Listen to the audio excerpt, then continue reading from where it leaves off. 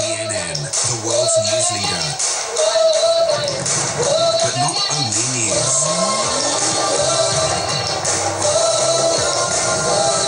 Introducing CNN Vision.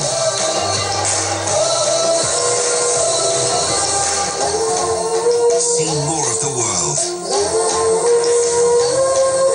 See the people. The places. See award-winning programs. From around the globe. Breathtaking images.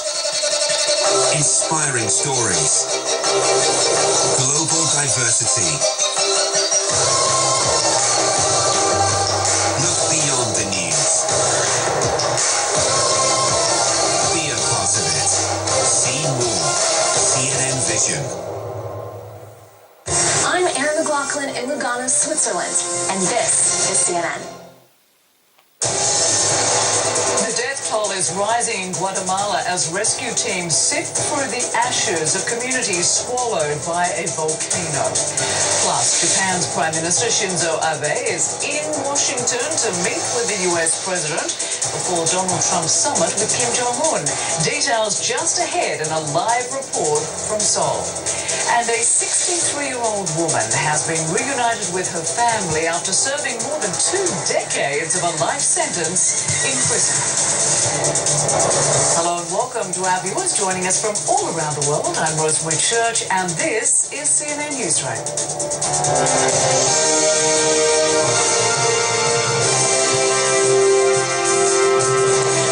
The government says 99 people are dead, victims of the Fuego volcano, and at least that many are missing.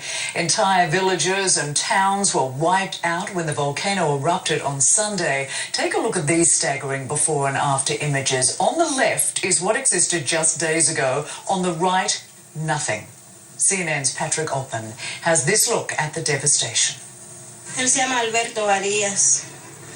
Y Vicente Varías. Teresa tells us the name of her family either lost or killed after the Fuego volcano erupted. Y Manuel Varías. Gris. The list is long, 18 names long. Too long seemingly for any one person to bear. The volcano next to the small town of San Miguel Los Lotes, where Teresa has lived most of her life, gave little warning before lashing out at her and her neighbors. More than 90 are dead. Nearly another 200 missing. Did you think you were going to die? Sí. Yes, I thought my children were going to lose me, as I couldn't run, but my children kept saying, "Mom, come on, run. Mom, let's go." But I just couldn't run. Miraculously, Teresa and a handful of family members escaped. But she says most of her family, her father, 5 siblings, their spouses and children, a granddaughter, are still unaccounted for. This 52-year-old grandmother says she is racked with guilt that she survived and so many of her family may not have. We make our way into Teresa's town, where the volcano's fury smashed life here into a million pieces. Clothes hang unattended on wash lines. Chickens cry out from their cages. The town has become, for so many of its residents, an unmarked grave. This really gives some perspective on how devastating the volcanic explosion was here. This is the roof of a house. The entire house is buried in ash. This down here is the front door. I can still feel the heat coming off this ash, which is just fused completely solid. And then here, at the entrance to the door, is someone's shoe. We have no idea who it belongs to and if they got out in time. Rescue workers are still searching for survivors, but as more time passes, they're losing hope. Teresa refuses to give up hers.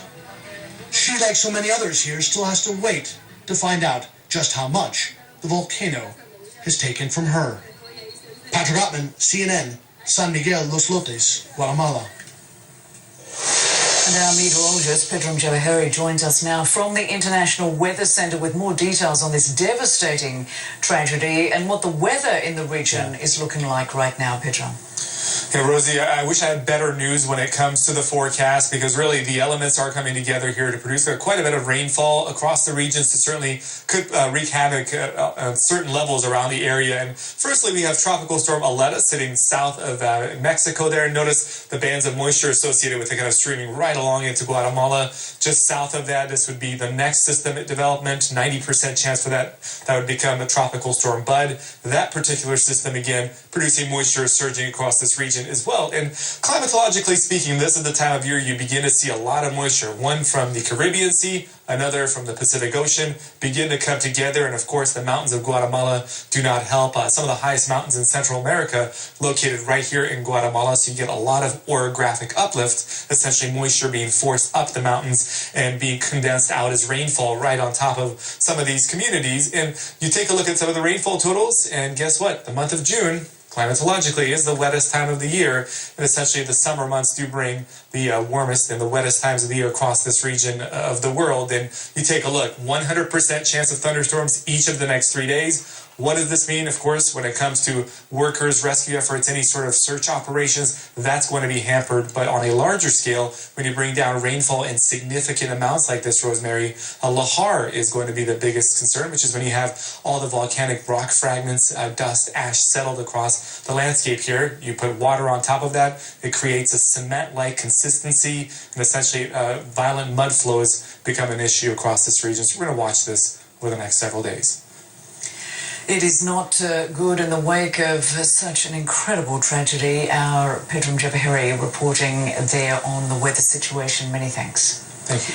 And there's no let-up in Hawaii as the Kilauea volcano continues to threaten communities on the Big Island. It shot a plume of ash 3 kilometers into the sky. It's yet another indication that the volcano is still very active and unpredictable. CNN's Dan Simon is there. Well, things continue to be surreal here on the Big Island. This is Highway 130. You can see the checkpoint behind me.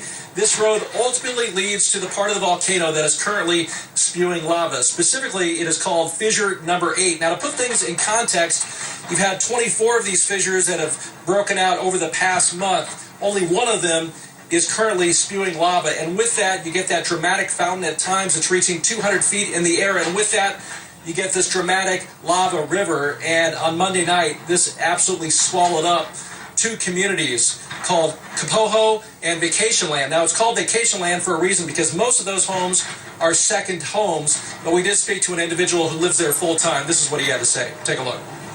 My house was 16 feet above, on piers, above, on top of 4 feet above sea level, and yet the lava walls as high as my house was on top of that.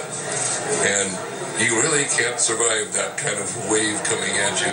And you can see that gentleman seems to be taking things in stride, and I think that's pretty much the attitude of the overall community, and they just don't know when this is going to stop. You have several thousand people who are currently under an evacuation order. 2 shelters have opened up in the area. One of them is completely full.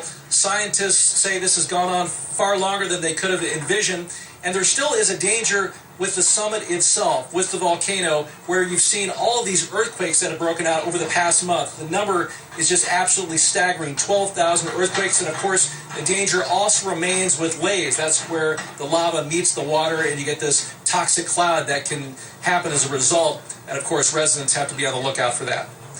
Dan Simon, CNN, on the Big Island of Hawaii. Well, Japanese Prime Minister